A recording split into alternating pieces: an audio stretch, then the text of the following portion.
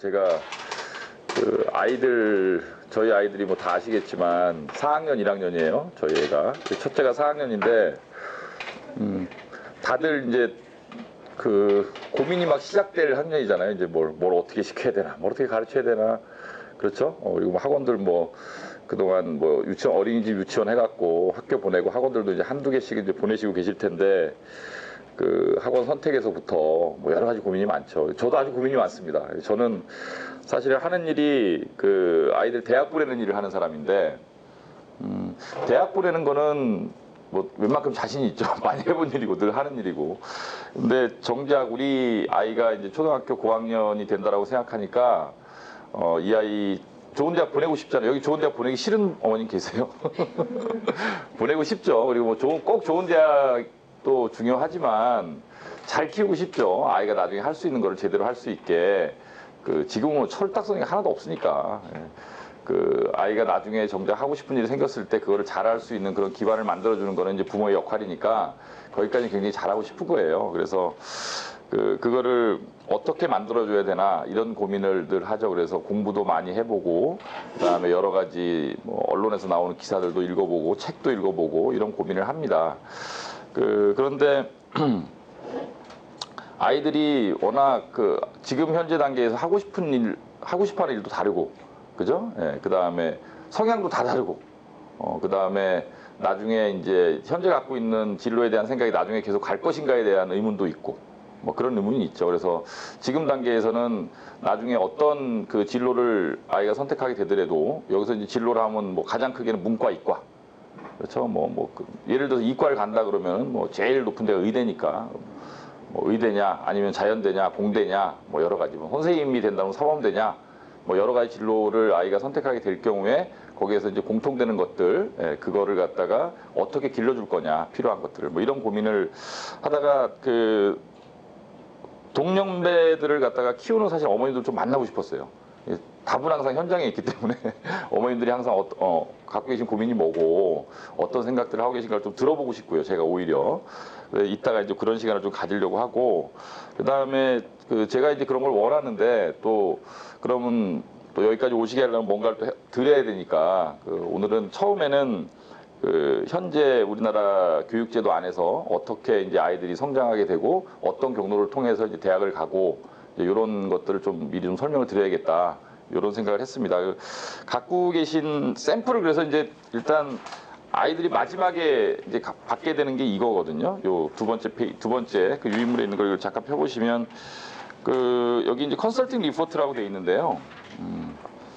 그냥 머릿속에 우리 아이들이 4학년이다 그러면은 11살이니까 이게 8년 후에 그죠? 6학년이면 6년 후에 이제 이런 리포트를 이제 가지게 되겠죠. 이건 저희 학원이 만드는 양식인데 첫 번째 페이지에 있는 단곡고등학교 3학년 이과라고 돼 있는 현재 3학년 이과예요. 저희 학원을 다니고 있는 아이입니다. 중3 때부터 저희 학원을 다녔고 지금 다니고 있는 아이고 중학교는 남서울을 나왔어요. 이 아이는 신림동에 사는 아이죠. 요 첫 번째 페이지를 넘겨보시면 전형 요소 분석이라고 되어 있는데 이게 고입이 있고 대입이 있잖아요. 고입은 특별한 고등학교를 지원하게 될 경우에만 고입이 의미가 있는 거지만은 이 고입의 구조하고 대입의 구조는 사실 똑같아요. 사실은 대학교도 그렇고 고등학교도 그렇고 똑똑한 애를 뽑으려고 그러잖아요. 좋은 고등학교, 좋은 대학교는. 그래서 이제 어떤 아이가 똑똑한 아이인가를 판별해내는 기준을 크게 이제 4가지를 두거든요. 그래서 이제 처음에 내신이라는 게 있고요. 그 다음에 이제 수능이라는 게 있고, 다음 페이지에 보시면 비교과라는 게 있죠. 그 다음에 이제 대학별고사라는 게 있고.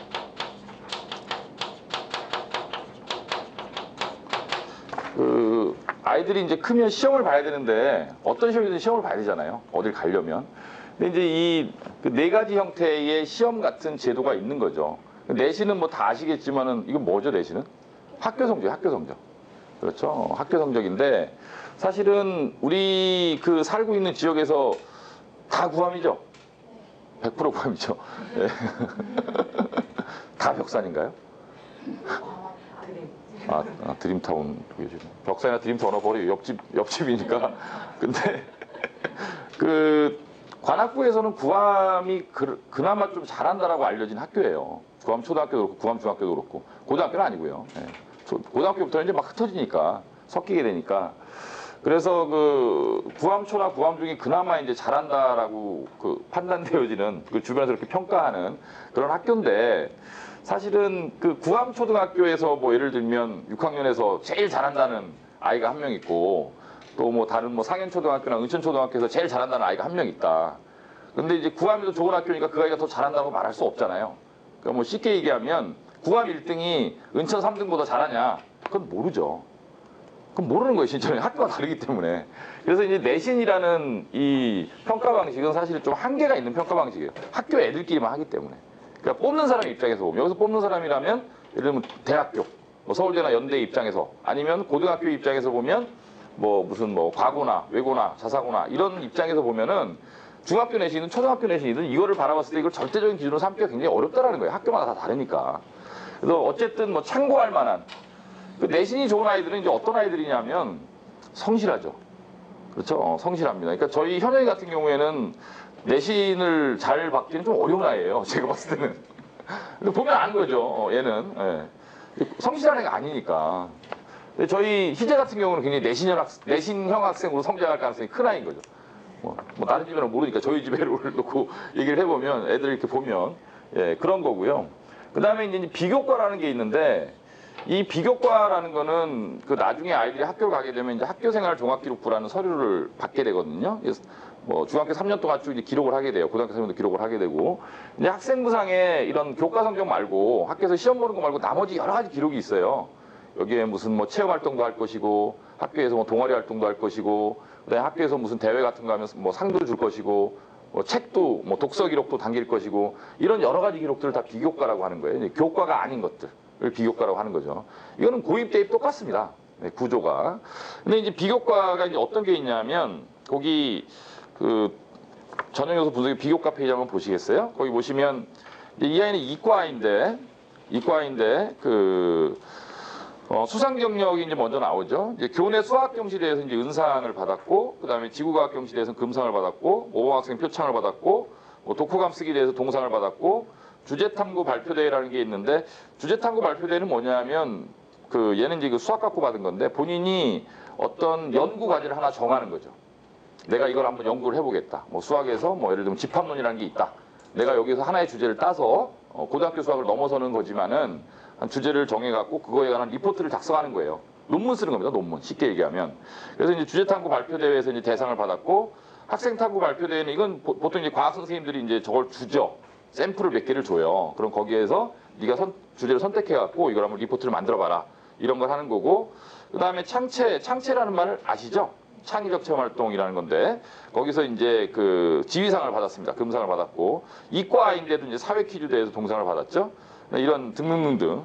근데 밑에 좀 이제 좀 특이할 만한 사항은 천문 올림피아드라는 과학 올림피아드가 뭐 수학, 물리, 화학 뭐 쭉 있잖아요. 그 중에 천문 올림피아드에 이제 겨울학교 수료라고 돼 있는데 지금 올림피아드는 상을 안 줘요. 상을 안 주고 그냥 1단계, 2단계, 3단계까지 통과하면 그 한 20명 정도 전국에서 뽑거든요. 그래갖고 이제 겨울학교라는 데다 입소할 수 있는 캠프에 갈 수 있는 자격을 주는 거예요.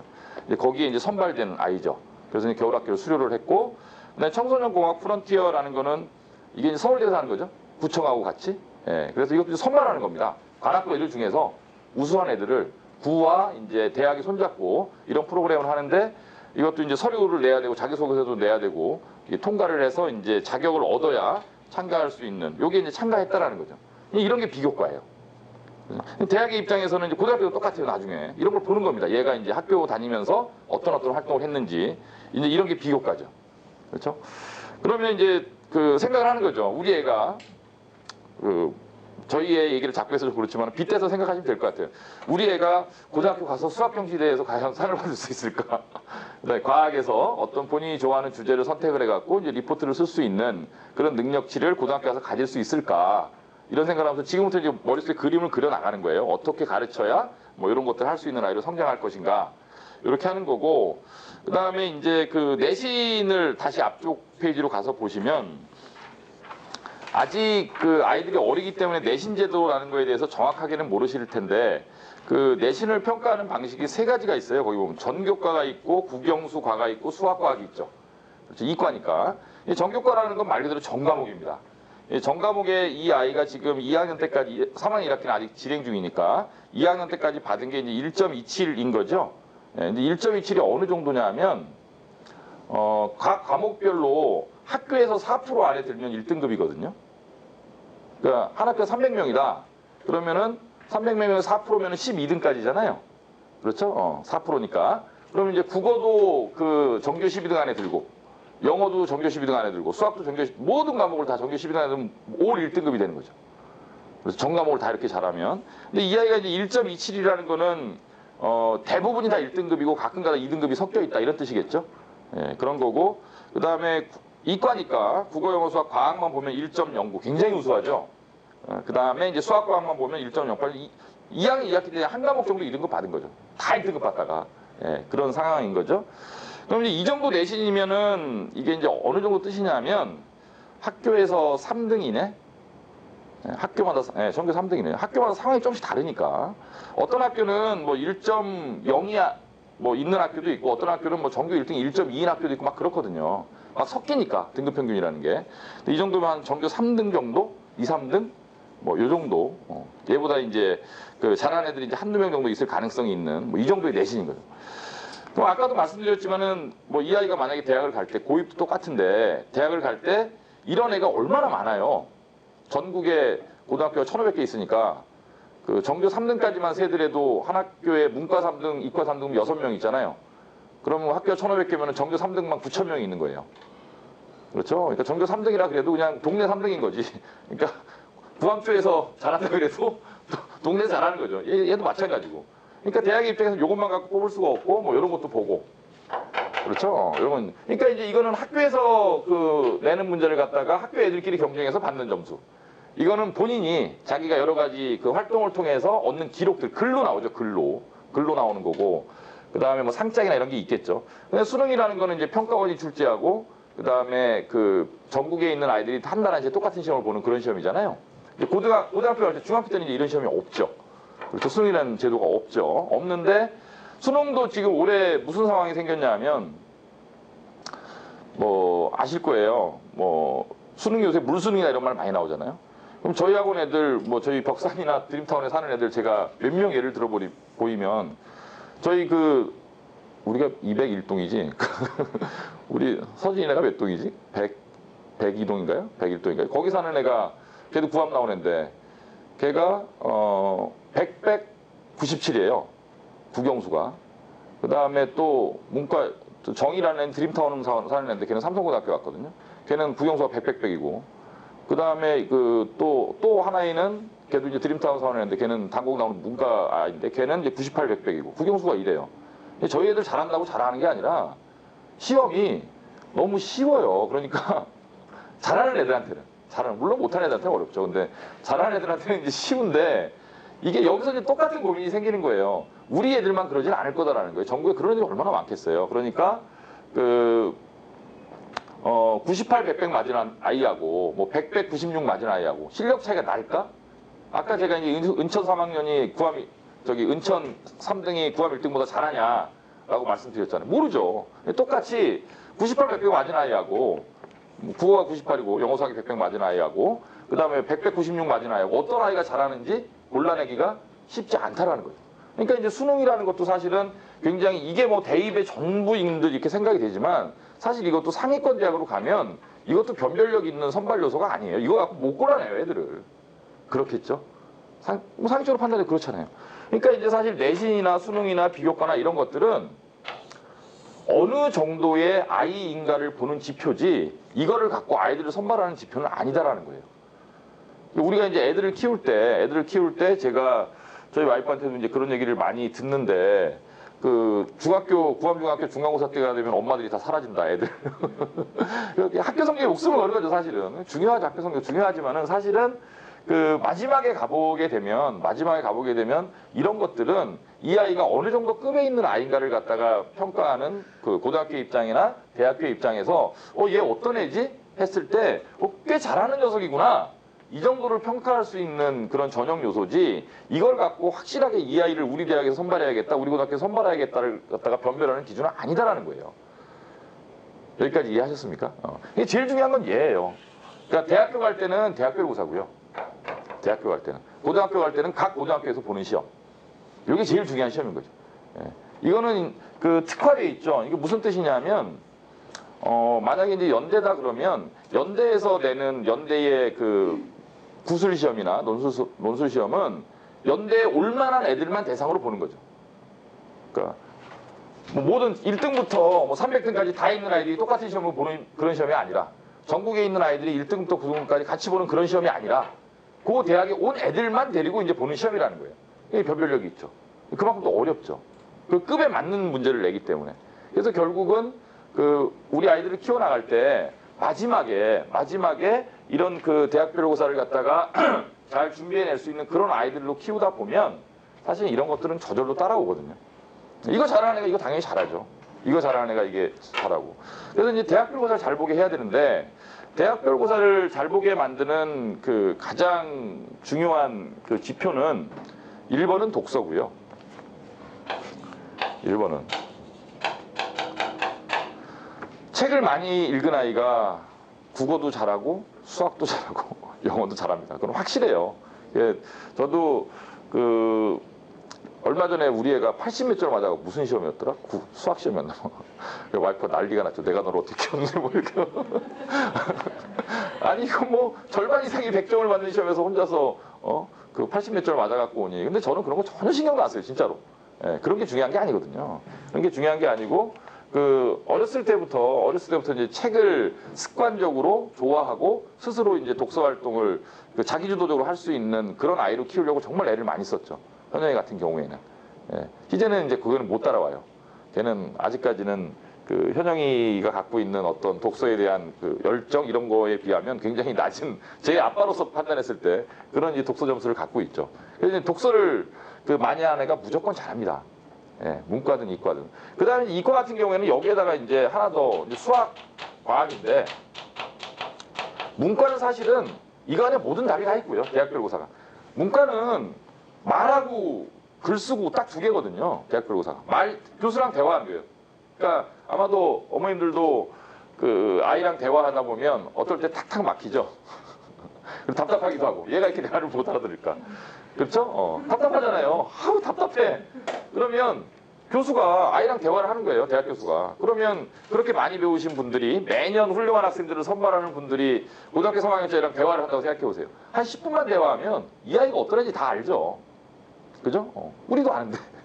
저도 이제 애랑 고등학교 아이랑 처음 와서 이렇게 상담을 해보면 이 아이가 어느 정도의 아이구나. 뭐 지적 능력이, 그 다음에 이 아이가 갖고 있는 논리력이, 이 아이가 갖고 있는 표현력이 어느 정도구나. 배경 지식을 어디까지 갖고 있구나. 어렸을 때 독서량이 얼마나 되는구나. 사용하는 어휘의 수준이 어디까지 와 있구나. 이런 거죠. 이런 걸 판단할 수 있죠, 저도. 하물며 이제 대학에서 오랫동안 학생들을 가르치시고 아이들을 선발해온 교수님이야 당연히 이 아이랑 딱 얘기해보면 이 아이가 독서량이 얼마인지 금방 표가 나는 거죠. 그 다음에 이제 그 이 아이가 쓴 글을 보는 거죠. 이게 이제 문과가 선발하는 방식이에요, 이게. 말 시켜보고, 그 다음에 글쓰기 해보고 이런 거거든요. 근데 이과 아이들은 사실은 이것만 갖고 이 아이가 책을 많이 읽었다는 것만 갖고는 선발하기가 굉장히 어려워요. 왜냐면 여기 이과 출신 어머니들도 계시겠지만 이과는 대학교 때 뭐 배워요? 대학교 1학년 때 수학하고 과학 배우죠. 그죠? 당연히 대학교 1학년 때 첫 번째 그 필수 과목이 어느 과든지 간에 미적분학 배울 거고 일반 물리학 배울 거고 일반 화학 배울 거고 가르쳐야 되는 거예요. 뭐 기계공학과 교수다. 그러면 당연히 그 물리를 가르쳐야 되는 거죠. 근데 고등학교 과정에서 수학이나 과학이 공부가 안 돼 있는 애를 갖다가 뽑아서 이 아이를 가르친다는 거는 교수 입장에서 보면 끔찍해요. 그렇죠? 굉장히 끔찍합니다. 어머님한테 지금 3살짜리 한 명 키워보라고 그러면은 생각해보세요. 끔찍하잖아요. 키우실 수 있겠어요? 여태까지 키운 것도 기적적으로 키워왔는데. 그렇죠? 끔찍해요. 똑같은 거예요, 교수들은. 지금 대학교 1학년짜리 가르치는 것도 얼마나 짜증나고 힘든 일인데 대학원생 가르치는 건 재밌죠. 박사과정 지도하는 건 더 재밌고.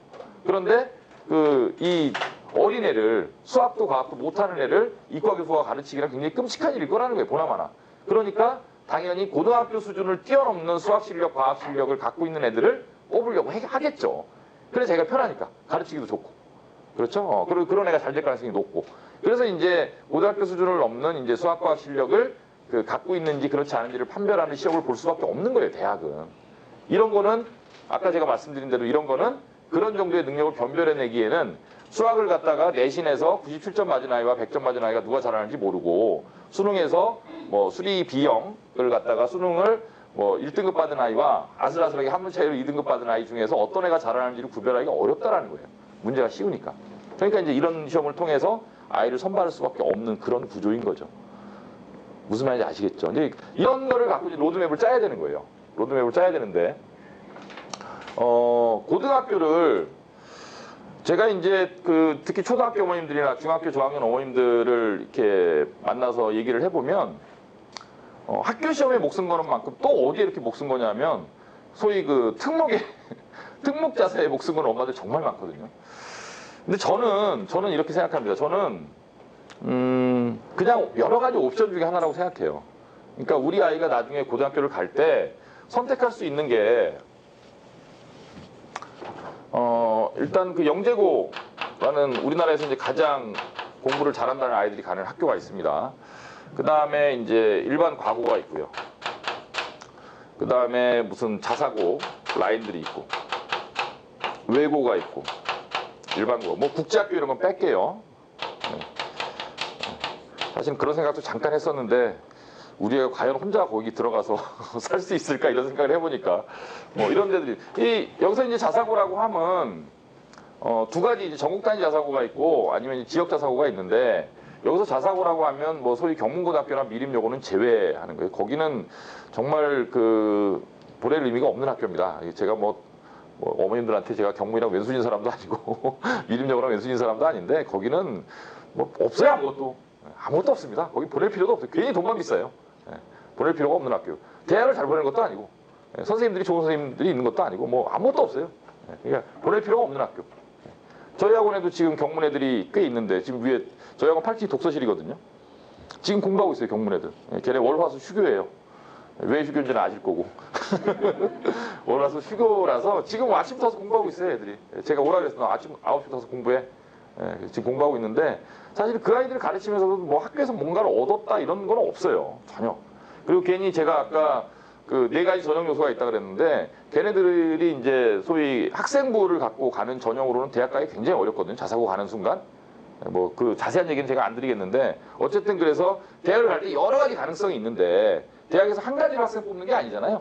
여러 가지. 보통 이제 대학교들이 4가지 정도의 전형 방식을 갖고 있어요. 이런 방법으로 뽑고 이런 방법으로 뽑고 이런 방법으로 뽑는데 그중에 한 2가지 정도는 그냥 날라가요. 반 이상의 가능성이 경문이나 미림 가는 순간 사라져버리기 때문에 갈 필요가 없는 고등학교죠. 뭐 얻는 것도 없고 돈은 비싸고 그 다음에 대학 갈 때 얻을 수 있는 기회 중에 절반 이상이 날라가는데 뭐하러 보내요. 보낼 필요가 없는 거예요. 이렇게 아무리 설명해도 그래 또 보냅니다. 엄마들은. 제가 중학교 어머님들 얘기하면서 항상 드리는 말씀인데 또 보내요. 왜냐하면 특별해 보이거든요. 근데 그런 함정에 빠지면 절대로 안 되는데 아니 이런 가능성들이 있어요. 열려 있는데 자 여기서 또 이제 지금 현재 입시제도에서 보낼 필요가 없는 학교 보낼 필요가 없죠. 여기도 보낼 필요 없습니다. 일단 이과 가는 애들은 정말 갈 필요가 없고요. 왜냐하면 교과 과정 자체가 얘네들은 제2 외국어 엄청나게 해야 되고 제3 외국어도 해야 돼요. 보통 외국어 2개를 더 하기 때문에 그래서 그 다음에 외고라는 데들이 대학을 갔다가 실제로 잘 보내느냐 그렇지 않아요. 뭐 예를 들면 뭐 인근에 있는 명덕외고 같은 데가 뭐 서울대를 갔다가 뭐 20명 보냈다. 자랑하죠. 근데 걔네들이 처음 들어갈 때 거의 뭐 300명 넘는 아이들이 들어가거든요. 300 몇십 명의 아이들이 들어가는데 굉장히 잘하는 애들이에요. 중3 애들 중에 좀 난다긴다 하는 애들 300명 모아갖고 3년 동안 가르쳐갖고 서울대 20명 보냈다고 와 잘했다. 이거는 말도 안 되는 얘기죠. 그러니까 뭐 예를 들면 엄마들이 이제 상을 차릴 때 시부모님이 오신다. 그럼 상 차릴 때 그냥 정말 시장에서 벽산마트에서 산 거 갖고 그냥 된장찌개 끓이고 맛있게 나물 무치고 해갖고 상을 떡하니 차려내면 그 엄마는 음식 솜씨가 훌륭한 거죠. 그런데 이제 100만 원어치 샀어요. 어디 가서 뭐 완도에서 전복도 주문하고 소고기도 사고 뭐도 사고 해갖고 먹어보니까 맛도 하나도 없어. 이런 식이라는 거예요. 이게 외고가 하는 게. 그러니까 사실 외고도 보낼 필요가 없는 학교예요. 현재 상황에서는 보낼 필요. 저는 어떤 특정한 학교에 대해서 저런 거는 전혀 없습니다. 그냥 대학을 보내는 사람의 입장에서 이제 판단하는 거죠. 우리 애가. 그럼 우리 애가 이제 한테 이제 열려 있는 가능성들이 이렇게 4가지 정도가 있는 거죠. 이건 안 보낼 거니까. 그러면 이제 저는 뭐 영재고든 과거든 자사고라고 하면 뭐 여러분 다 아시는 뭐 민사, 하나, 뭐 상산, 뭐 용인외고 뭐 이런 데 정도를 얘기를 하는 거죠. 이런 정도의 고등학교를 말씀드리는 거거든요. 그러면 이제 이런 4개의 우리 아이가 갈 수 있는 지금부터 이제 5학년, 6학년, 중학교 1학년, 2학년, 3학년 5년을 준비해서 갈 수 있는 고등학교 중에서 이런 4가지 정도의 옵션이 있다라고 생각하는 거죠. 사실은 뭐 이거 한 묶음이긴 하지만 영재고 갈 수 있는 애가 과거 가는 경우는 없거든요. 영재고 못 가니까 과거로 가는 거지. 근데 이 4가지 중에서 어디를 보낼 건가는 아직은 잘 모르겠어요. 물론 우리 아이가 할 수 있을지도 모르고 그게 가장 문제고요. 그 다음에 우리 아이가 만약에 그 정도에 지원할 수 있는 아이로 커준다고 하더라도 이걸 보낼 것인가 말 것인가는 저는 중3 때 결정하는 게 맞다고 생각합니다. 왜 그러냐 하면 일단 지금 현재가 2016년 입시를 하고 있죠. 내년에 이제 대학 가는 애들이 16학번이 되는 거죠. 16학번. 그럼 현재 고3이랑 그 초등학교 4학년이랑 몇 년 차이 나는 거예요? 8살 차이 나니까 우리 아이가 24학번이 되는 거야. 2024학번. 그렇죠? 그러면 이제 재밌어요. 어머님들 학번이랑 비교하니까 2024학번. 자, 저는 희재를 40에 낳았거든요. 그러니까 네, 우리 희재는 27학번이 될 텐데 재수 안 하고 가면. 그렇죠? 그러면 이렇게 보는 거죠. 제가 이제 대학 입시를 지금 해온 지가 거의 이제 20년 정도 돼 가는데, 그동안 계속 바뀌었어요. 여기 어머님들은 대부분 이제 수능 세대실 거라고 생각합니다. 아닌가요? 젊게 와주셔서 고맙나요? 93학번까지가 학력고사 세대고, 그렇죠? 94학번부터 이제 수능 세대인데, 수능이라는 제도가 1994년에 생긴 이후부터 지금까지도 굉장히 많은 대학 입시의 변화가 있었거든요. 요새도 계속 바뀌어요. 이게 지금 우리 아이가 이제 초등학교 4학년인데 얘가 2023, 그러니까 24학번으로 대학을 갈 때 우리나라 입시제도가 지금이랑 똑같을 거냐? 그건 모르죠, 전혀. 어떻게 될지 몰라요. 다음에 뭐 정권이 어떻게 바뀔지도 모르고 교육정책이 어떻게 바뀔지도 모르고 대학이 또 어떤 생각을 할지도 모르고. 그런데 대학 입시는 정확하게 시대상을 반영하거든요. 그러니까 시대가 어떻게 변하고 어떤 인재를 필요로 하고, 대학은 당연히 자기 대학을 졸업한 다음에 이 사회에 나가서 자기 대학의 명예를 빛낼 수 있는 아이들을 뽑으려고 하죠. 그러면 이제 사회가 어떻게 변화에 따라서 인재상이 달라지는 거예요. 그럼 대학의 전형 방식도 바뀌고 이런 거거든요. 그래서 우리 아이가 나중에 살아갈 세상도 굉장히 우리가 살던 세상하고는 다른 세상일 거고, 그런 세상에서 인재의 정의도 달라질 것이고 대학의 학생을 뽑는 방법도 달라질 거기 때문에 지금 단계에서 우리 아이를 어떤 입시를 통해서 대학을 가게 될 거다라고 예측하는 건 굉장히 어렵습니다. 그러나 이제 방향성을 놓치고 있지 않으면 되는 거죠. 아, 이렇게 가는 거야, 이렇게 가는 거야, 이렇게 가는구나. 그거에 따라서 이제 좀 아이의 어떤 학습 계획이나 이런 것들, 진로 계획이나 이런 것들을 갖다가 진학 계획을 갖다가 이렇게 조금씩 잡아주면서 이제 키우면 될 것 같은데, 2024년도에 입시는 어떻게 될지 전혀 모르겠지만 지금 현재의 입시를 놓고 보면 뭐 딱 하나 예를 우리나라에서 제일 가기 어렵다는 대학이 이제 서울대 의대예요. 그렇죠? 서울대 의대가 과거 영재고 아이들이 몇 년 전만 해도 서울대 의대가 한 25명 정도 뽑거든요. 25명 뽑는 애들 중에 과거 영재고 애들이 거의 20명 갔었어요. 정말 많이 가죠. 그러니까 이제 그 잔상이 남아 있는 거예요. 근데 이제 작년 통계가, 제가 정확한 숫자는 기억은 안 나는데 작년 통계가 과거 영재고 애들이 5명 정도 간 것 같습니다. 그러니까 20명 가던 애들이 5명밖에 못 가는 거예요. 그 이유는 아무것도 없어요. 제도가 바뀌었기 때문이에요. 애들은 똑같죠. 애들은 여전히 우수한 애들인데 제도가 바뀌니까. 그 바뀐 제도의 핵심이 뭐냐 하면, 예전에는 수학과학 올림피아드 출신들을 갖다가 그런 스펙을 갖다가 이제 서울대에서 인정을 해줬는데 지금 그런 스펙을 인정하지 않아요. 그러니까 보조적 자료로는 활용을 하지만 주된 자료로 인정을 해주지 않기 때문에 얘네들이 대학 가서 나 잘난 사람이에요 라고 주장할 수 있는 가장 강력한 카드가 사라진 거죠. 그 다음에 영재고 같은 경우도 서울 가고 영재고죠. 거기 같은 경우에도 서울대 예전에 제 기억으로 120명 이렇게 돼서 정원이 120명 정도 되는데 서울대만 90명 갔었어요. 예전에. 근데 지금 이제 서울대 그 60명 못 갑니다. 50명 선에서 가고. 그 다음에 그 과고, 세종과고, 한성과고, 이제 대표적인 과고들이죠. 거기 과고, 거기도 한 120명쯤 되는데 서울대 한 20명 갑니다. 20명. 근데 이것도 20명이면 대단한 거잖아요. 이렇게 생각을 하실 수 있는데 전혀 대단한 게 아니에요. 왜냐하면 처음에 그 과고 갈 때 애들이 어떤 애들인데. 그렇죠. 걔네들이 만약에 이제 과고를 안 갔으면 그 120명 중에 20명이 서울대를 가고 100명은 못 간 건데 그 못 간 100명의 아이들은 다른 을 갖다 선택을 했으면 충분히 서울대를 갈 수 있었을 수도 있는 아이였다라는 거죠. 무슨 말인지 아시겠죠? 그 다음에 이제 그 과거 영재고를 보냈을 때의 가장 큰 문제는 뭐냐면 부모의 삶이 피폐해집니다. 그게 가장 큰 문제예요. 지금도 사실은 저희 와이프가 힘들어하는 가장 그 여러 가지 중에 하나가 자기 시간을 자기 마음대로 못 쓴다는 거죠. 알람이 울려요. 이제 올 시간 됐네. 그렇죠. 또 알람이 울려요. 어디 영화관 보내야 되는데. 그렇죠. 그러니까 자기 시간을 못 쓰고 계속 그 치열하게 아이의 스케줄 관리를 해야 되고 이런 건데 그 영재 과거를 보내면 그 지금 이제 어머님들이 초등학교 때 아이들한테 신경 쓰는 거에 한 5배 이상을 신경 쓰셔야 돼요. 계속 엄마들 만나셔야 되고요. 같은 학부모들. 그러니까 예를 들면 뭐 여기 120명의 아이가 있으면 이제 학부모도 120명이 있는 거잖아요. 그 120명의 엄마들이 어떤 엄마들이겠어요? 지금도 보면 엄마들이 여기 계신 어머님들은 상이 다 좋으신데 여기 이 과거 엄마들 만나면 장난이 아니거든요. 엄마들. 일단 포스가 달라요. 어깨가 무겁고 그렇죠. 목소리부터 이제 톤이 짜. 우리 애가 과거 다닌다 이거죠. 근데 그런 엄마들 120명이 모여서 그 뭐라 그러죠? 팀을 만들기 시작합니다. 그러면 이제 어떤 좀 헤게모니가 있는 엄마는 자기 팀에 들어올 엄마를 자기가 고르죠.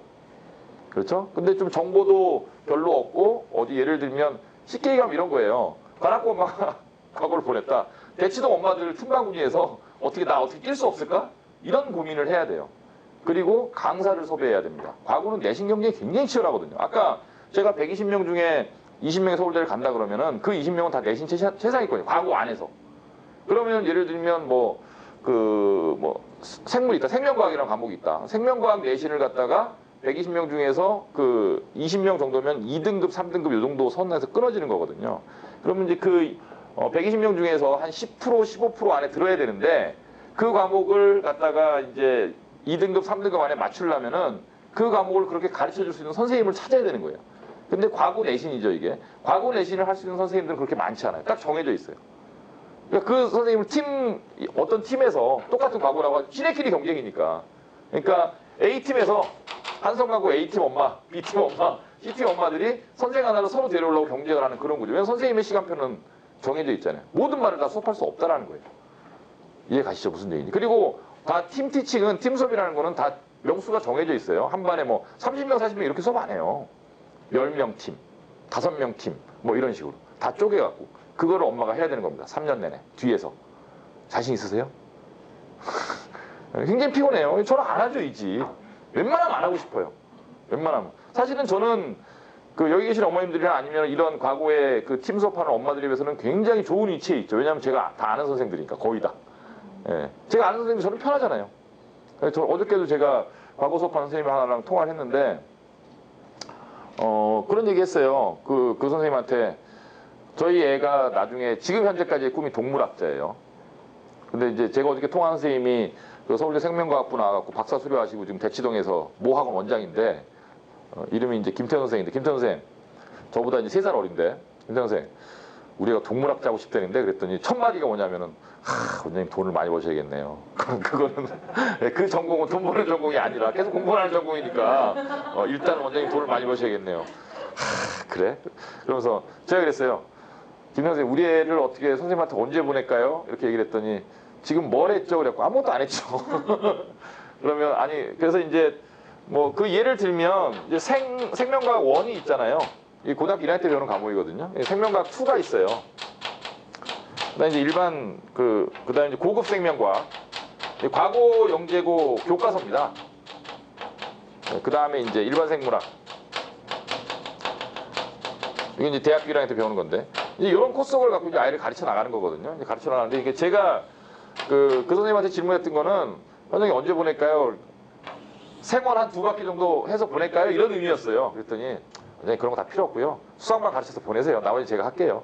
뭐 이런 거죠. 뭐 친한 선생님이니까. 그러니까 저는 굉장히 유리한 조건에 있음에도 불구하고 저는 왜냐면 다 이렇게 동료들이고 같이 일했던 사람들이고 뭐 똑같이 애들 키우면 뭐 같이 만나서 술 먹고 이런 사람들이니까 그럼에도 불구하고 내가 이런 피곤한 짓을 해야 되나라는 생각을 하고 있는데 하물며 어머님들이 이런 고등학교를 보냈을 때는 그걸 갖다가 사실은 아이를 위해서 자기 생활 거의 포기하고 돈도 많이 들죠 당연히. 이런 데 보면 사교육비가 안 들어갈 것 같지만 더 들어요. 선생님들이 비싸요 또 수강료가. 근데 그럴 수밖에 없어요. 그 선생님들 수업을 많이 못해요. 수업을 뭐 늘상 이렇게 뭐 대형 강의를 하는 뭐 예를 들면 한 교실에 우리 옛날에 학원 다닐 때 100명 200명 막 이런데 노량진 정진학원 이런데 아시는지 모르겠는데 이제 그런 강의를 하는 게 아니니까 명수가 작으니까 이 사람들도 이제 자기 수입을 유지하려면 그럴 수밖에 없는 수강료가 비쌀 수밖에 없는 구조인 거죠. 안 그래도 희소한 데다가 자 그래서 이제 그 영재 과고를 안 보내겠다는 얘기는 아니고 갈 수 있으면 그래도 이제 가는 게 좋은데 왜냐하면 고급 교육을 받으니까 일반고의 사실 교육 과정이라는 거는 아까도 제가 대충 말씀드렸지만 사실 별로 배우는 게 없거든요.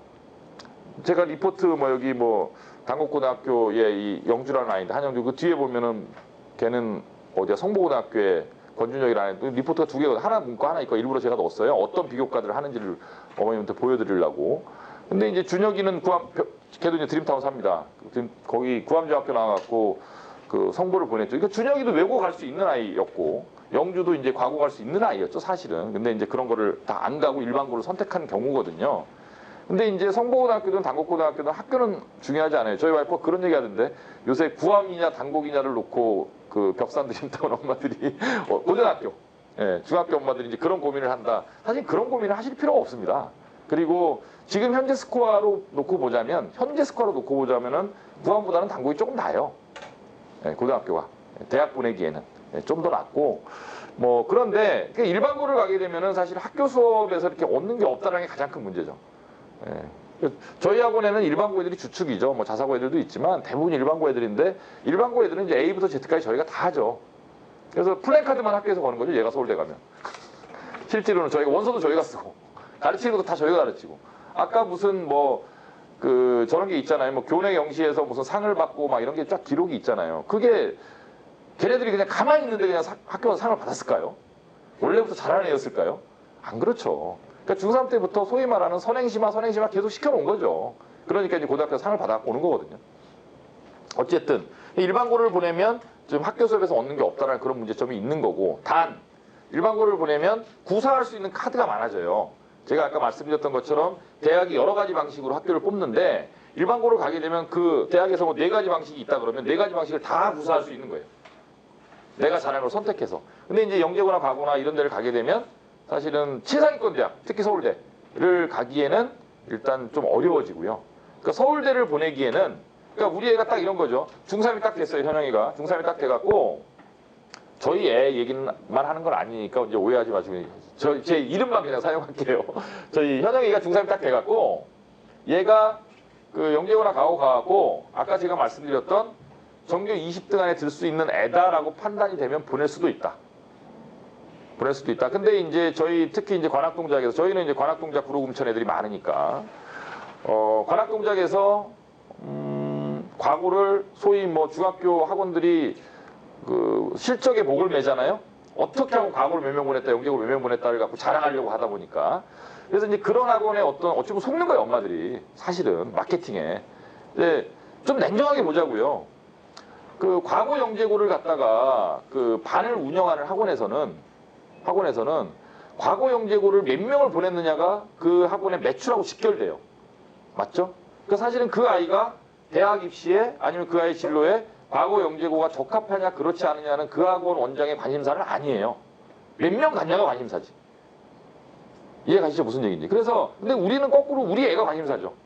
그죠? 우리 애가 관심사니까 아까도 말씀드렸던 것처럼 우리 애가 갖고 있는 여러 가지 옵션 중에서 하나일 뿐이다. 그리고 우리한테 이게 유리할까 저게 유리할까 따져갖고 선택해주는 게 맞다. 이런 거죠. 그러다 보니 중학교 3학년 때 아까 말씀드렸던 대로 2024년도에 입시가 그러니까 우리 아이 중3 때 제가 예측해 봤을 때 저기 가는 것이 유리하다 그렇지 않다. 그 다음에 우리 아이가 저기 학교 들어가고 그 상위에 한 20-30% 안에 들어갈 가능성이 굉장히 높다. 라는 판단을 해야 되는 거죠. 만약에 그렇지 않으면 안 보낼 수도 있는 겁니다. 근데 사실 관악동작 아이들은 밀려요, 많이. 과고 가서. 그래서 이제 그 과거 준비 열심히 해서 뭐 일반고 갔으면은 서울대나 연고대 갈 수 있는 아이들이 그 어설프게 준비 안 된 상태에서 간신히 과거 붙은 거죠. 그렇죠? 엄마는 막 너무 기분이 좋죠, 중3 때. 과거를 붙였으니까. 근데 실제로 대학 갈 때는 그렇게 좋은 대학을 못 가는 경우도 굉장히 많아요. 예, 그래서 그런 리스크를 그 좀 미리 따져봐서 이제 생각을 해야 되는 거고, 자사도 마찬가지예요. 자사도 뭐 요새 이제 민사는 지는 별, 하나는 뜨는 별 요새 이러거든요.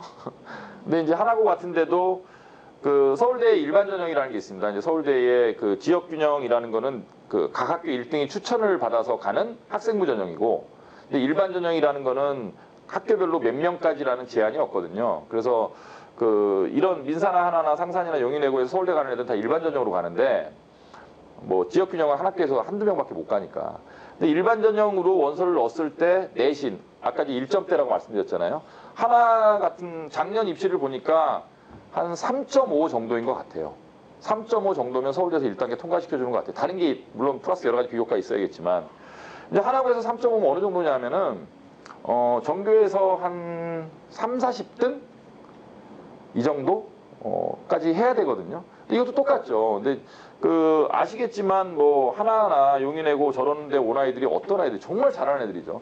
그런 애들이랑 치열한 내신 경쟁을 해서 3.5등급 안에 들 가능성이 굉장히 높다라고 판단되면 보낼 수도 있다. 그러나 제가 아까 말씀드렸던 것처럼 우리 현영이는 그런 애는 아닌 것 같아요. 현재까지로 판단해 봤을 때는. 예, 그런 애는 아닌 것 같지. 아마 앞으로 모르는데 어떻게 변할지. 근데 여태까지는 그런 애로 보이지 않기 때문에 그냥 보는 거죠. 아이가 좀 변하면 그런 성향의 아이로. 그 다음에 좀 사실은 승부욕은 좀 있는데 아이가 워낙 안 꼼꼼하기 때문에, 워낙 안 꼼꼼해요. 그래서 그런 이런 자사를 갈 때도 그 최상위권 대학을 보내기에 적합하다 그렇지 않다를 판단해서 보내는 게 맞다. 그러니까 제가 드리고 싶은 말씀 딱 하나예요. 능사가 아니다, 저런 데가. 무슨 말인지 아시겠죠? 예. 저희 아이를 바라봤을 때 뭐 그냥 우리 아이가 해낼 수 있으면 보낼 수도 있다. 아니면 안 보낼 수도 있다. 이런 거죠. 여기를 꼭 보내야겠다는 생각은 할 필요는 없다. 그리고 주변에도 사실은 그런 어머님들이 계시면 뭐 제가 그랬다 그러고 그런 이야기를 좀 전해주셨으면 하고, 저는 그게 너무 답답해요. 왜냐하면 직업이 대학을 보내는 사람이다 보니 이게 고등학교가 끝이 아니잖아요. 근데 자꾸 이렇게 저희가 사는 이 관악이라는 지역에서는 대학을 저희 학원만큼 보내는 학원이 한 군데도 없어요. 뭐 자랑이 아니라 사실입니다. 저희가 제일 많이 보내거든요. 그리고 실제로 이제 서울대를 갔다가 이렇게 뭐 저희가 여태까지 어저께 제가 세보니까 41명 보냈던데, 올해 저희 학원에서 아마 한 적게는 서너 명에서 많으면 대여섯 명까지 서울대 또 갈 거거든요. 그게 다 이 동네 아이들이에요. 예. 뭐 벽산에도 있고 드림타운에도 있고 이런 애들이죠. 그런 아이들인데 대학을 보내는 사람의 입장에서는 이런 중고등학교, 특히 뭐 이렇게 초등이나 중등이나 이제 수학과학을 하는 그런 과목을 위주로 해서 그 영재고나 과고에 이제 캐치프레이즈를 걸고 그 수업을 하는 학원들이 지나치게 모든 아이들이 영재고나 과고를 가면 좋은 것처럼 설명하는 방식이 저는 굉장히 거슬리고, 그건 옳지 않은데. 그렇죠? 그래서 이제 제가 그런 걸 안 하니까, 저희는 대입을 하는 곳이니까, 그래서 이제 그게 좀 답답하더라. 그래서 뭐 그런 어머님들이 그 주변에서 이제 그런 많이 계시잖아요. 열심히 하시는 어머님들이 많이 계신데, 뭐 보낼 수도 있고 안 그럴 수도 있다. 이런 얘기를 좀 해주셨으면 하는 바람도 있고요. 요는 그러면 뭐 여기를 영재고나 과고를 꼭 보내고 싶다, 자사고를 보내고 싶다 라는 엄마와 저처럼 그런 여러 가지 선택 중에 하나일 뿐이다 라고 생각하는 아빠가 아이를 가르치는 방식은 사실은 똑같습니다. 왜냐하면 나중에 나중에 선택하면 되는 거예요. 그러니까 아까 제가 말씀드렸던 것처럼 제일 마지막에는 결국 제도교육 12년, 초등학교, 중학교, 고등학교 12년의 교육과정을 마지막 마치고 아이가 대학으로 갈 때 마지막에 보는 시험은 대학별고사라 그랬잖아요. 이제 그거를 잘 볼 수 있는 아이로 키우면 되는 거거든요. 그러면 그 나머지 것은 다 따라오는 거니까, 선택할 수 있는 거니까. 그래서 이제 마지막에 대학별고사, 제가 이제 이과 위주로 이제 주로 말씀드리고 있는데, 대학별고사라는 거는 이과는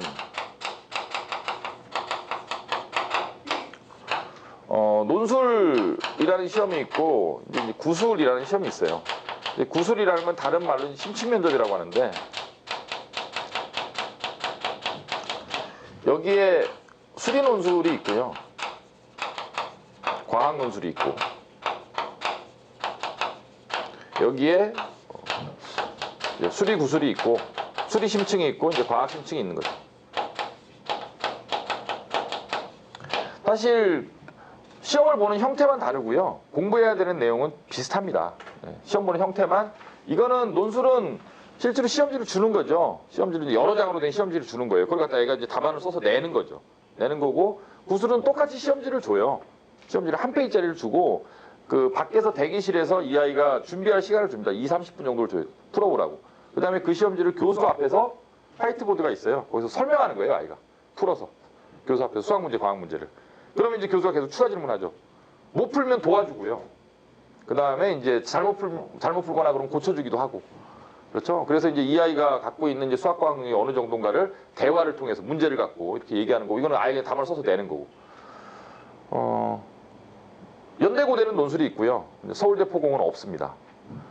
그러니까 대학마다 좀 형태가 다르기 때문에 전형마다도 좀 다르지만은, 그런데 이제 이 수리 논술, 수리 구술, 이제 수학 얘기를 먼저 하면, 이제 우리 아이가 그러니까 8년 후에 이제 수리 논술, 수리 구술을 볼 수 있는 아이로 크려면 마지막에 공부해야 되는 건 이제 어디까지냐면, 대학교 1학년 때 배우는 미적분학 정도까지를 고등학교 2학년 정도에 공부할 수 있는 수준으로 가르치면 돼요.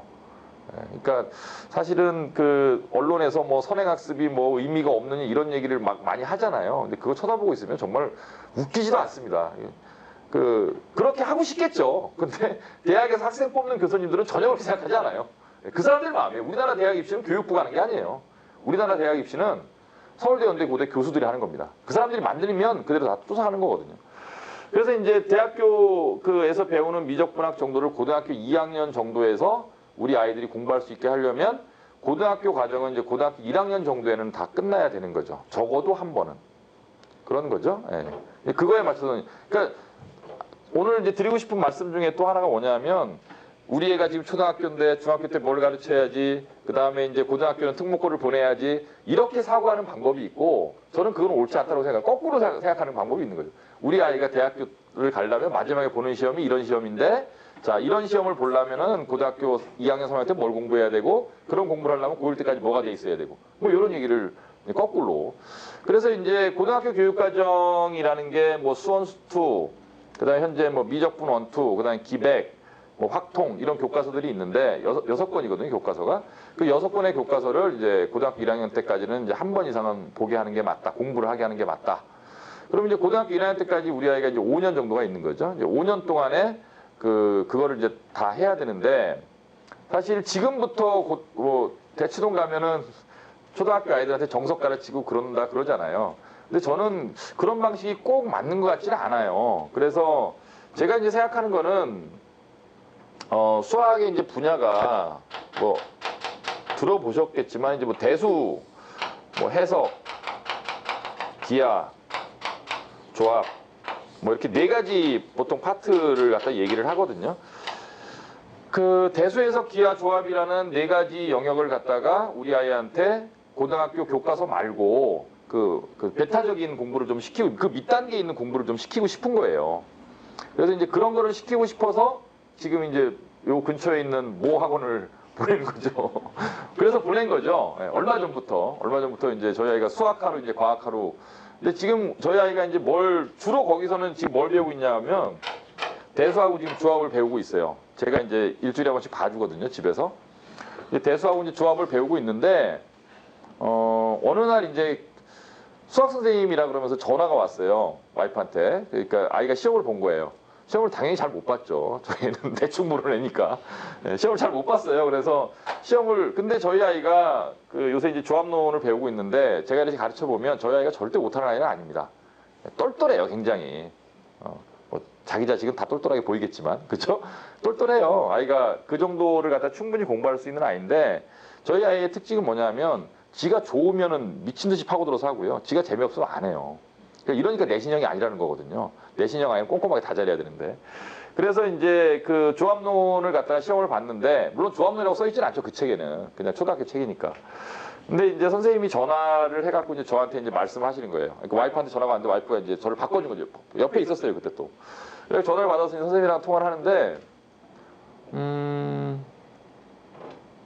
제가 느낀 건 제가 뭐 다른 학원을 비난하고자 하면 아닌데 우리의 선생님이니까 이 선생님은 조합론을 모르고 있다라는 생각을 했어요. 일단 도와주면서 그러면서 이제 고민을 시작했어요. 왜 이런 일이 생길까? 그래서 제가 이제 그 학원 원장님의 입장에서 한번 생각을 해봤어요. 학원을 비난하고자 하면 절대로 아닙니다. 저희 애 일이니까 똑같이 동네 학부모님이라고 생각하면 편하게 말씀드리는 건데 컨텐츠가 본사에서 와요. 그렇죠? 예, 규모가 있는 학원들은 컨텐츠가 본사에서 옵니다. 그러면 그 컨텐츠의 매뉴얼이 있어요. 그렇죠? 쉽게 얘기하면 이제 교사형 해설이 있는 거죠. 그럼 선생님이 본사에서 나오는 그 교재와 교사용 해설서를 갖다가 이해할 수 있는 능력만 있으면 그걸 가르칠 수 있는 거예요. 애들은 어차피 모르니까. 그러다 보니까 그렇게 고급 선생님을 쓸 필요가 없는 거죠. 학원 입장에서는. 왜냐하면 그 결국 인건비의 문제니까. 그렇죠? 비용의 문제잖아요. 그러다 보니까 이런 일이, 그래서 어느 순간 딱 깨달은 게, 현영이를 이 선생님한테 맡기는 건 아닌 것 같다. 그래서 제가 어느 텀에서는 뭐 제가 사실 거기를 굉장히 오래 보낼 생각은 없었어요. 저희가 초등을 안 하기 때문에. 저희는 저희 학원에 있는 최저학년은 중2죠. 지금 현재 중2. 중2가 최저학년인데 사실은 중2도 없어요. 거의. 근데 지금 저희 학원에 있는 중2는 어떤 애냐 하면 좀 이상한 애죠. 그렇죠. 걔는 월화수목금토 1까지를 학원에서 나와서 공부하라 그래도 별로 거부감이 없는 애. 고등학교 1학년이랑 같이 수업을 들어도 별로 떨어지지 않는 애. 뭐 이런 애인 거죠. 예. 그리고 친구들이랑 막 대화를 하는 것보다 선생님들이랑 대화를 하는 걸 더 좋아하는 애. 걔는 이상한 애잖아요. 그런 애들은. 정상적이지 않은 애들이잖아요. 그런 애들이 있죠. 저희 학원에. 중애들이 있어요. 근데 이제 초등학생은 아예 없는데, 그래서 어느 정도 사실 중학교 한 1학년 정도까지는 밖에서 아이를 가르치다가 이제 제가 저희 학원에 있는 여러 가지 프로그램이나 아니면 제가 아는 선생님들한테 맡길 정도가 됐다라고 판단이 되면 현영이를 이제 일로 불러야지라고 생각을 하고 있었는데, 그 전화 한 통화가 사실은 제 생각을 바꾼 거죠. 이거 아니다. 이건 정말 아닌 것 같다. 왜냐하면 제가 영어 수업을 하는데, 저는 수업을 영어를 합니다. 저는 전공은 역사를 했어요. 근데 사실 역사는 잘 몰라요. 대학교 들어가서 흥미를 잃어버려갖고 공부는 법 공부를 제일 많이 했습니다. 대학교 때. 그리고 영어 공부를 많이 했어요. 뭐 외무고시 공부도 하고 사법고시 공부도 하면서 영어 공부를 많이 했는데, 사실 똑같이 영어를 가르쳐도, 그러니까 고등학교 1학년 내신 영어를 가르칠 수도 있고, 고등학교 3학년 수능 영어를 가르칠 수도 있고, 아니면 그 최상위권 영어, 아이들이 뭐 탭스나 이런 것도 보잖아요. 지금 뭐 탭스 점수를 대학에서 반영 안 하니까. 근데 저희 애들은 탭스 준비하는 애들도 많거든요. 제가 탭스 수업도 하고 수능 수업도 하고 내신 수업도 하는데, 고등학교 1학년 내신을 가르치더라도 수능 넘어서 탭스 이렇게 고급 영어까지 구사할 수 있는 사람이 밑에 영어를 가르치는 거하고, 그냥 고1 내신까지만 아는 사람이 가르치는 거하고 완전히 다르거든요. 그렇겠죠? 그러니까 아까 제가 이제 생명과학도 말씀드린 생원이 있고 생투가 있고, 그 다음에 뭐 고급 생명과학이 있고, 뭐 일반 생물학이 있다. 그럼 똑같이 생명과학 1을 가르치더라도 이 대학에서 보는 뭐 이 구술에는 생명과학이 있고, 이 논술에도 생명과학 논술이 있는데, 이런 정도를 가르칠 수 있는 사람이 생원을 가르치는 거하고 이건 다른 얘기라는 거예요, 전혀. 그래서 사실 제 아들이니까, 저희 아이니까 제일 마지막 단까지 아는 분한테 좀 밑에 단을 가르쳐 달라고 말하고 싶은 거죠. 근데 그런 사람 많지가 않아요. 그러니까 저보고 예를 들면, 저는 저희 애 영어 가르칩니다. 당연히. 제가 가르치죠. 가르치고 국어도 가르치고 수학도 가르치는데 제 애니까 가르칠 수 있어요. 근데 우리 희재 친구 저 1학년 아이를 갖다 저보고 영어를 가르치라고, 저는 가르칠 자신이 없어요. 못 가르쳐요. 저거 고3 가르치라 그러면 날아다니죠. 잘 가르치죠, 당연히. 왜 맨날 하는 거니까. 그리고 이제 아이들한테 전달하는 방식도 다르고 구사하는 용어도 다르거든요. 티칭 스킬이 다르다는 얘기죠. 그러다 보니 지금 제가 아는 소위 대입 라인에 있는 최상위권 아이들을 가르칠 수 있는 선생님들이 많이 계신데, 그분들한테 현영이 가르치라 그러는 건 좀 무리인 것 같고, 제가 저희 학원에 이제 박동현 선생님이라고 수학 선생님 한 분 계세요. 그분은 이제 서울대 화학과 나왔어요. 서울대 화학과 나왔는데 수학이 좋아서 수학을 가르치는데, 그 양반이 일요일 날 제가 현영이를 데리고 나왔었는데 1시간만 봐달라 그랬어요. 학원에서 이제 배우는 교재 현영이가 모르는 게 있다 그래갖고, 그게 이제 저쪽 개념인데, 저 대수 개념이었는데, 대수에서 나온 수열이에요, 수열. 수열을 갖다 쉽게 만들어 놓은 문제인데, 수열을 갖다가 저희가 이제 고등학교 때는 뭐 이런 걸 배우잖아요. 기억나시죠? 좀 갑자기 소화 안 되실까봐. 이런 거 보시면. 이런 거 뭐 기억나시죠? 예, 예. 이런 거를 갖다가 이제 설명하지 않고 그냥 일반적인 도형이나 이런 걸 이용해서 설명하는 그런 거거든요. 그래서 제가 설명해 줄까 하다가 제가 하는 것보다는 수학 선생님이 하는 게 낫겠다. 그래서 이제 국어 선생님한테 1시간 동안 좀 가르쳐 달라. 이렇게 가르쳤는데 제가 물어봤어요. 어때요? 그랬더니 잘하는데요. 그래갖고 그러지 말고 솔직하게 얘기해 달라고 그랬더니 객관적으로 잘한다. 잘 알아듣는다. 그래갖고 가르칠만 하든가요? 이렇게 물어봤더니 박정 선생님이 저보고 가르치라 그러면은 조금 있다가 조금 더 큰 다음에 지금 이제 못 가르친다는 거죠. 네.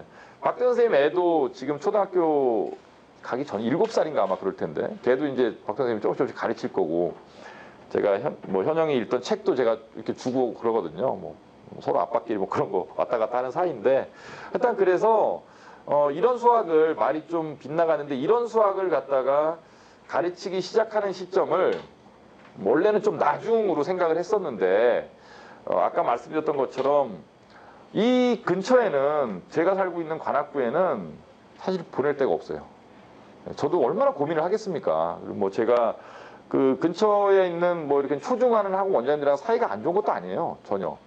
사이가 뭐 나쁘지 않아요, 사실. 뭐 같은 업종에 있는 사람들이고. 근데 그쪽에서는 뭐 저를 어떻게 생각하는지 모르겠는데 저는 별로 감정도. 근데 우리 애를 보낼 만한 선생님도 학원도 이제 보이질 않는 거죠. 그래서 좀 직접 가르쳐야겠다는 생각을 하게 됐고, 그래서 이제 만약에 뜻이 맞는 뭐 제가 오늘 이렇게 설명을 드렸고, 그래서 이제 이런 걸 갖다가 이제 저희 애랑 같이 좀 가르칠 용의가 있으신 부모님들은 환영합니다, 당연히. 왜냐하면 우리 애 하나만 할 수는 없거든요.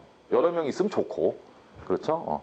그렇다고 또 억지로 그렇게 가르칠 필요는 없어요. 아까 제가 말씀드린 것처럼 이런 것들은 뭐 그 부모님이 아이를 어떻게 키우겠다는 철학과도 직결되는 문제이기 때문에. 그래서 이제 반을 짜야죠. 몇 명이 됐든, 뭐 2명이든 3명이든 뭐 상관없이. 그래서 거기 저희 오늘 드린 거에 보면 저희 학원 소개가 잠깐 나와 있고요. 뭐 아직 그 대입을 뭐 잘 모르시니까 애들이 초등학생이니까 그 오늘 나눠드린 컨설팅 리포트라는 게 이제 어떤 의미를 가지고 있는지 잘 모르시겠지만은 저희 학원은 이제 아이들을 갖다가 대학에 보내기 위한 그 컨설팅을 갖다 1번에 놓고 있는 학원이에요. 이게 제일 중요하거든요. 어떻게 로드맵을 짜주고 이 아이가 그 원서를 넣게 될 전형을 갖다 어떻게 선택해주냐, 이게 제일 중요한 겁니다. 그거에 이제 중점을 두고 있고, 그 보시면 4페이지에 보시면 저희 학원 컨설턴트들이 나와 있죠. 그죠? 저희 학원에서 이제 저와 같이 그 입시 컨설팅을 하시는 분들이 요거 요 유인물을 보시면 첫 번째 페이지, 두 번째 페이지 이제 그런 내용이 나와 있고요. 그 다음에 이제 그 뒤에 주요 실적이라고 되어 있죠. 거기 보시면 서울대를 간 41명의 아이들이 있는데 거기에 물론 외고에도 있죠. 외고도 있는데 대부분이 이 근처 학교 애들이에요. 문영여고, 난강고등학교, 인원고등학교, 성보고등학교, 그렇죠? 그 동작고등학교, 삼성고등학교 이런 애들이거든요. 예. 그러니까 그 부모님들이 생각하시는 것처럼 일반고를 가면 뭐 좋은 대학을 못 간다는 말은 사실 틀린 말이라는 거. 다 이 동네들이 가고 있으니까. 그렇죠? 그런 거고, 그 밑에는 이제 그 가장 최근에 이제 올해 대학교 1학년짜리들이죠. 예, 올해 1학년짜리들도 보시면 서울대 간에는 삼성고등학교 아이고, 연대 간에도 성보, 덕인, 동작, 밑에 고대 간에도 난강, 광신, 서문여고, 상문 다 이 근처 이제 아이들이 가는 겁니다. 그 다음에 뒤에 보시면 이제 고교 유형별 입시 이해라 그래갖고 뭐 과거 영재고에 관한 설명이 이제 나와 있어요.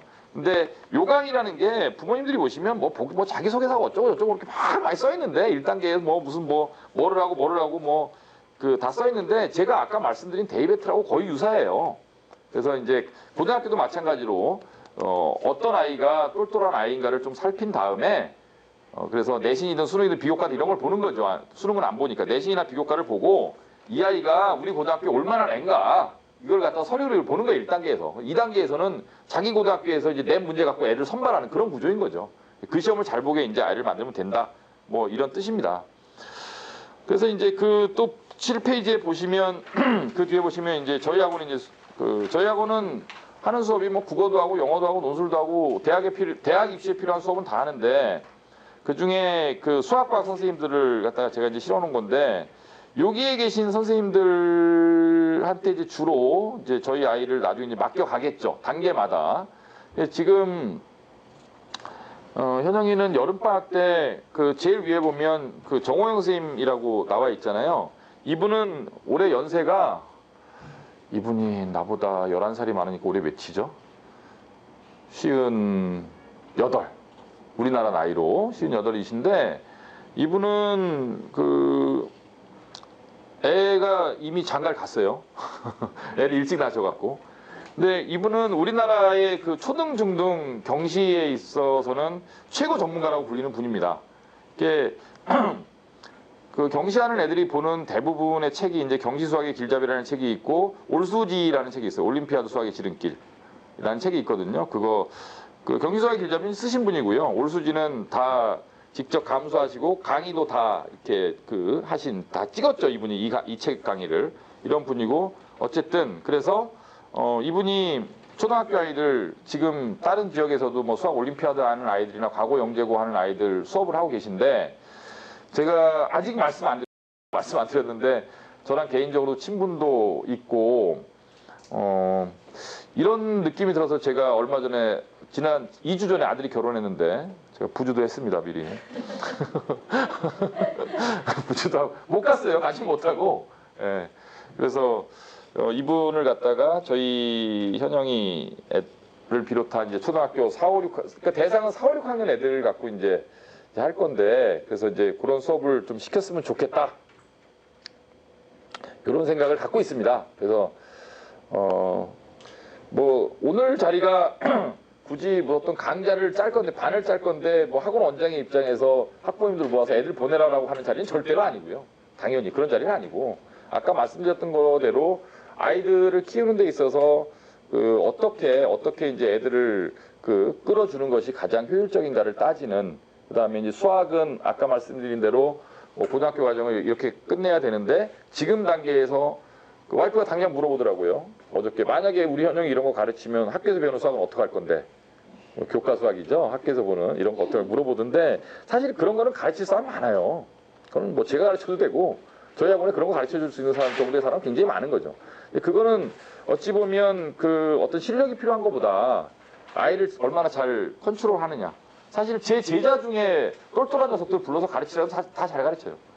제 제자들 제가 다 아니까 성격들을 다 알고 그래서 이제 그렇게 가르쳐도 되는데 이제 아까 말씀드린 대로 수학을 알고 마지막에 보는 수리논술, 수리구술까지 생각했을 때 지금 단계에서 어떤 선생님한테 맡기는 게 좋으냐를 판단했을 때 이제 이 선생님들한테 맡기는 게 좋을 것 같다라고 제가 생각을 한 거죠. 지금부터 이렇게 해야겠다라고 생각을 한 거고 저희 학원이 이제 입시를 하는 곳이라서 뭐 이렇게 고입을 하는 그런 프로그램은 없죠. 그런데 우리 애가 커나가면서 제가 그런 프로그램을 만들 생각. 왜냐하면 어차피 해야 되니까. 고등학교 입시도 공부를 해야 되고, 그 다음에 그런 강좌도 계속 만들어야 되고. 그러니까 이 강좌를 처음 이제 출발로 해서 그러니까 현영이 가르치는 반부터 시작을 해갖고, 그 다음에 필요한 과학반도 하나씩 이렇게 만들어 나갈 생각이고요. 그 다음에 과학은 지금 단계에서는 아까 제가 뭐 이런 과학논술 이런 걸 이렇게 말씀드렸는데 결국 원이에요. 원 과목을 언제 들어갈 수 있느냐. 과학이 4과목이잖아요. 네, 물리화학, 생명과학, 지구과학 이렇게 4과목인데 요 원 과목을 언제 들어갈 수 있느냐 이거거든요. 근데 지금 저희 아이가 다니는 과학학원은 이런 걸 안 해요. 이런 거라고 안 하고 뭐 실험하고 그러니까 탐구하고 뭐 이런 활동을 하는 거죠. 그러니까 사실은 놀이죠. 놀이나 어떤 활동을 체험을 통해서 그 과학이라는 게 현상에 대한 분석이잖아요. 우리 주변에 벌어지고 있는 여러 가지 현상들을 원리적으로 공부하는 과목이 과학인데 그래서 이런 것들을 갖다가 공부하기 위한 전 단계를 하고 있는 건데 사실 그걸 꼭 해야 이걸 할 수 있는 건 아닙니다. 그래서 과학을 갖다가 제일 먼저 하면 물리부터 시작해야죠. 근데 이제 물리를 갖다가 시작할 수 있는 거는 수학이에요. 수학에서 나오는 방정식이나 아니면 함수나 이런 개념을 갖다가 아이가 정확하게 이해를 하면 그 다음부터 이제 과학을 시킬 수 있는 준비가 된 거거든요. 네, 그때까지는 이제 과학은 시작을 안 시킬 거고 한 수학을 6개월에서 1년 정도 시키다 보면 아이가 이제 과학 공부를 할 수 있는 준비가 되어 나갈 거예요. 이제 그때 되면 이제 과학은 또 시키기 시작할 생각이고 그럴 생각입니다. 그리고 영어가 문제인데 참 영어 수학이라는 개념이 이제 머릿속에 항상 꽉 차 있으시잖아요. 근데 영어에 대해서 가지는 생각은 저는 그래요. 영어는 그냥 저희 학원에도 영어 잘하는 애들이 많고 영어를 통해서 대학 가는 애들도 있고 하지만 영어는 그냥 소통의 수단이에요. 그래서 책을 많이 읽은 아이는요, 나중에 영어도 잘합니다. 당연히. 그래서 그냥 적당하게 시키시면 돼요. 뭐 영어에 이렇게 목숨 걸 필요 없습니다. 그리고 우리 아이들이 클 때쯤 되면은 이제 영어가 우리 사회에서 갖고 있는 비중이 점점 줄 거고요. 대신 이제 중국어가 갖고 있는 제2 외국어로서의 이제 비중이 점점 커갈 것이고, 입시에서도 지금 영어의 비중이 굉장히 줄어 있어요, 사실. 예, 지금 뭐 거의 패스, 언패스 정도로 가는 절대평가로 바뀐다 그러고. 물론 영어를 잘하는 아이들은 고등학교 가서 여러 가지 뭐 영어 토론 대회나 아니면 영어 말하기 대회나 이런 데 가서 상을 받아서 비교과로 이렇게 쓸 수 있는 그런 여지는 있겠지만, 그런 게 꼭 있어야 되는 것도 아니고, 하면 좋고 뭐 아니면 많은 거 이런 정도예요. 영어에 이렇게 너무 많은 투자를, 시간 투자도 그렇고 그 다음에 그 신경을 쓰실 필요는 사실은 없습니다. 그 시간에 뭐 적당히는 해야겠지만 그 시간에 책을 더 많이 읽히는 게 오히려 좋을 수도 있거든요. 네, 그런 정도로 생각을 하시면 될 것 같고, 여기까지는 이제 제가 이제 할 얘기는 다 한 것 같고, 편안하게 이제 동네 아저씨 모드로 다시 돌아가서 편안하게 이제 아무거나 이제 질문하실 거 있으면 질문도 하시고, 이런 시간을 가졌으면 좋겠고.